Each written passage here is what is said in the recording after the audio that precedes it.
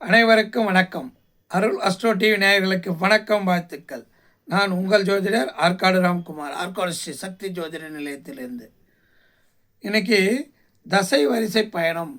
நட்சத்திரங்களில் பிறப்பவர்களுக்கு அந்த எந்த கிரகத்தின் தசை முதல் தசையாக, இரண்டாவது தசையாக தன்னுடைய வாழ்நாளை, தன்னுடைய எண்ணம், செயல், வளர்ச்சி, புகழ், அந்தஸ்து, கௌரவம், திருமணம், குழந்தை பாக்கியம், இதெல்லாம் இந்தந்த தசைகளில் என்னுடைய வளர்ச்சிகள் எப்படி இருக்கும் அப்படின்னு என் ஜாதகத்தை பார்த்து என்னால் தெரிஞ்சிக்க முடியல அப்படின்னு சொல்லிட்டு நிறைய பேர் கேட்கக்கூடிய கேள்வி.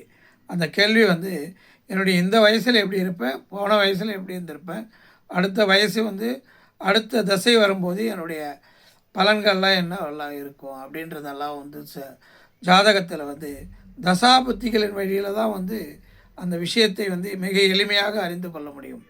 அப்போ தசை நடத்தக்கூடிய கிரகம், அது தொடர்பு கொண்ட நட்சத்திரங்களின் பாவங்கள், அது எந்த நட்சத்திரம் எந்த உபநட்சத்திரத்தில் அந்த பாவங்களை தொடர்பு கொள்கின்றதோ அந்த விஷயங்கள் அந்த தசையில் கண்டிப்பாக அந்த கிரகம் அந்த ஜாதகருக்கு கண்டிப்பாக நடத்தியே கொடுக்கும். அந்த தசையில் அந்த ஜாதகருடைய எண்ணம், செயல் அனைத்தும் நிறைவேறும். அவருடைய செயல்களை எளிமையாக தெரிந்து கொள்வதற்கு தசை வரிசை பயணத்தை பார்த்தாலே தெரிந்து கொள்ளலாம். அப்படி இன்று பார்க்கக்கூடிய நட்சத்திரமாக அஸ்த நட்சத்திரனுடைய தசை வரிசை பயணத்தை பார்ப்போம். அஸ்த நட்சத்திரம் இது சந்திர பகவானுடைய நட்சத்திரம். இந்த நட்சத்திரம் அமைந்துள்ள ராசி கன்னியா ராசி. கன்னி ராசியில் முழுமையாக உள்ள நட்சத்திரம். 1, 2, 3, 4 பாதங்களும் ஒரே ராசியில் அமையப்பட்ட நட்சத்திரம். இந்த நட்சத்திரத்தில் பிறப்பவர்களுக்கு முதல் தசையாக சந்திரனுடைய தசையாக அமையும்.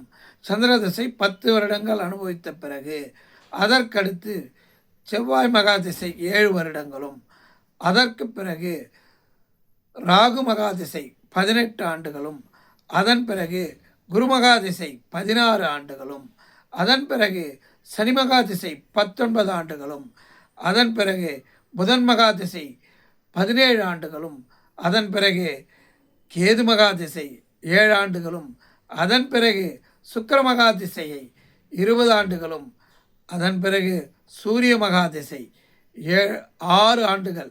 சூரிய மகா திசையை கடைசி காலகட்டத்தில் அனுபவிக்கக்கூடியவர்கள். இப்படி தான் அவர்களுடைய தசை வரிசை பயணம் அமையும். எந்த தசை எந்த புத்தி நடக்கின்றது என்று பார்த்து அதற்கேற்ற வகையில் அவர்களுடைய சுய ஜாதக பலனை அறிந்து கொள்ளலாம். நன்றி, வணக்கம்.